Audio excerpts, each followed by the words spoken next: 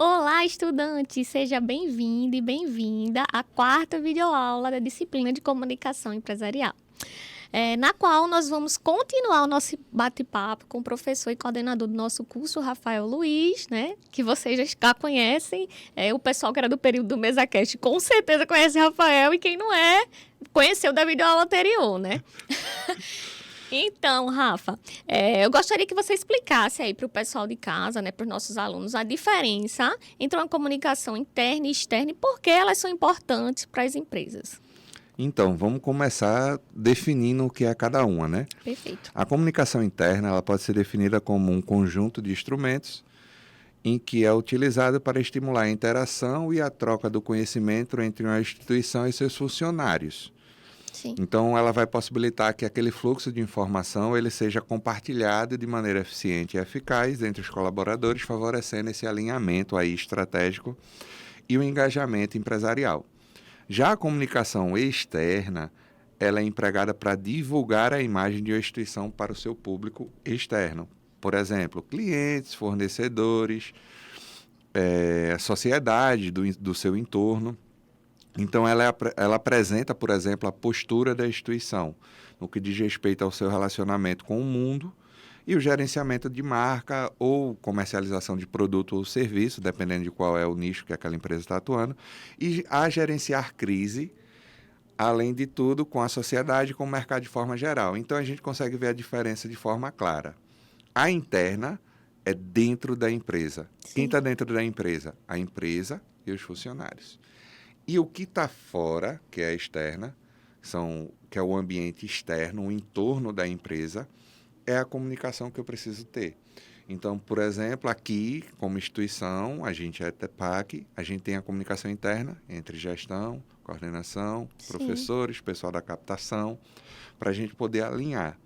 E no entorno, a gente tem outro contato, que é com o nosso estudante que está assistindo essa videoaula, com o pessoal da Secretaria de Educação, que é externo a gente, que também assiste nossas videoaulas, com a nossa gerência, que fica externa. Então, a gente tem com os nossos fornecedores, que a gente depende deles, Sim. Internet, tudo. Então, toda essa comunicação, ela é necessária para que a empresa funcione, só que a gente tem a interna e a externa, e ambas têm que estar bem alinhadas para a gente poder trabalhar da melhor forma possível. Pois é, porque um ruído aí, seja na comunicação interna ou externa, pode comprometer muito, né? Pode fazer com que haja muito mal entendido ou que as pessoas interpretem as coisas de maneira equivocada. Isso pode gerar uma confusão, né? Um clima ruim dentro da instituição ou com o público externo, né? E nessa unidade do e-book, a gente falou também sobre a importância de uma escuta ativa para poder se comunicar bem. Tu poderia falar mais sobre isso? Então, quando a gente fala de escuta ativa, a gente fala da capacidade de ouvir atentamente. Por exemplo, a gente tem algumas pessoas que falam tanto que não conseguem escutar. E ali, às vezes, ela gera algum ruído, como você colocou. Por quê? Porque a escuta dela não funciona tão bem, ela é uma pessoa tão ativa, fala tanto e não se preocupa em escutar a informação quando está sendo passada. E aí pode atrapalhar no desempenho daquela pessoa. Então, é necessário que a gente tenha essa capacidade de ouvir atentamente o que o outro tem a dizer, para que a gente possa evitar alguns mal entendidos. Por exemplo, eu sou seu coordenador, eu Sim. passo uma informação para a equipe. Aí tem você, tem a professora Lindete, tinha o professor Ives, a professora Tassiana, e aí eu passo uma informação. Se um de vocês não está prestando atenção enquanto eu estou passando aquela informação, por exemplo, está respondendo um WhatsApp ou está mexendo no computador, eu dou a informação e você vai fazer o oposto. E aí depois você vai ter que fazer o que a gente chama de retrabalho até, que não é legal para ninguém, Sim. porque você não fez certo, porque não prestou atenção, porque não teve a escuta necessária. Então, quando a gente fala em ouvir atentamente, a gente está falando não só de decodificar as palavras, mas também de observar a questão da linguagem corporal, Isso. o tom de voz, expressões faciais do falante. Vou dar um exemplo, vou trazer isso para ficar mais fácil para o nosso estudante. Quando ele é casado ou namora, tem um relacionamento ali. Quando ele fala com a pessoa, olhando para a pessoa aqui, como a gente está um de Sim. frente para o outro, a informação ela vai ser vista de uma forma. Você consegue ver minha entonação, você consegue ver o que eu estou falando, você consegue ver minha gesticulação, consegue ver minha linguagem corporal. Quando eu falo pelo WhatsApp, É. a gente vai interpretar da forma em que a gente está naquele momento. Então, se eu estou mal, se eu estou para baixo, se eu estou num dia ruim, dependendo do que você falar, eu vou ler e a entonação vai ser a minha, não a sua. Aí eu digo, oxe, o que está acontecendo aqui? Aí já gera uma discussão muitas vezes e tal. Por É. exemplo, eu não aconselho ninguém a utilizar esse tipo de comunicação. Eu, particularmente, eu não utilizo a comunicação. A gente tem um grupo do WhatsApp. Tem. Raramente eu ponho alguma coisa naquele grupo de WhatsApp. Eu ponho depois que eu falo com vocês pessoalmente. Depois que tá tudo Justamente, alinhado, né? só para a gente ter aquele registro, justamente para não ser interpretado de uma forma e que não seria a forma correta, porque vai depender muito de como eu estou ali naquele dia para receber aquela informação. Então, é necessário que a gente tenha esse cuidado e numa reunião, a gente nunca fazer algo assim pelo celular. Vou mandar uma mensagem para minha equipe aqui, para minha equipe fazer tal coisa. Ó, isso aí só acontece comigo depois que eu fizer essa reunião presencial com todo mundo, aí eu vou botar lá para registro, para alinhamento. Como a gente faz, o pessoal da gestão faz aqui com a gente, faz a reunião e depois joga no grupo para a gente, ó, foi alinhado de tal forma, tal, tal, tal, tal, tal. Por quê? Porque aqui a gente está gerindo 11 cursos, 11 coordenadores, com não sei quantos professores, então a informação podia chegar para qualquer um de um jeito diferente ali, a interpretação do que foi passado, né? Ô, Rafa, e quando a gente está falando de comunicação, né, em alguns momentos a gente precisa ter a inteligência emocional alinhada a esse processo de comunicação, né? Porque às vezes dentro da instituição, ou até dentro de casa mesmo, pode acontecer algum conflito, alguma coisa do tipo. E aí, como é que a inteligência emocional pode ajudar a gente nesse processo de se comunicar? Bom, a gente até discutiu um pouquinho agora É, na pergunta anterior, é justamente aquilo que eu estava falando. A depender de como eu estou, eu vou interpretar ela, a informação, do jeito que eu estou naquele momento. Então, assim, hoje é um tema muito utilizado nos cursos. A gente tem curso, eu acho, de especialização em inteligência emocional, sim. hoje que já existe para se trabalhar, porque é um tema que está em alta e que, de fato, é um tema importante hoje para as empresas. Então, por exemplo, você tem um problema em casa. A gente tem uma professora, Tassiana, ela tem um problema, a filha dela precisa de muita atenção, tal. Então ela teve um probleminha com a filhinha dela. Aí eu digo assim, ó, Tassiana, tô precisando de tal coisa. Aí Tassiana tá estressada com a filha e vai me... Porque da forma como eu digitei a Uhum. mensagem, por exemplo, ela interpretou naquele momento de tal forma, porque ela estava estressada, que a filha está doente, ou que isso, ou que aquilo.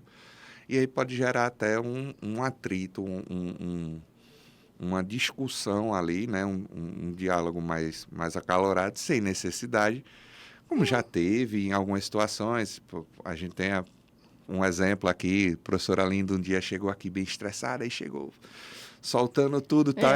Sem maiores... Sem maiores detalhes.